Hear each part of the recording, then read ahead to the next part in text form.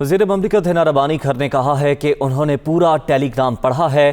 ادارے اور سفیر متفق ہیں کہ اسے سازش نہیں کہا جا سکتا۔ اسد مجید نے کہا سائفر میں جو زبان استعمال کی گئی وہ غیر معمولی تھی۔ انہوں نے فارن آفس کو امریکہ کو ڈیمارش کی تجویز دی تھی۔ وہ دنیا کا عمران خان کے ساتھ میں گفتگو کر رہی تھی۔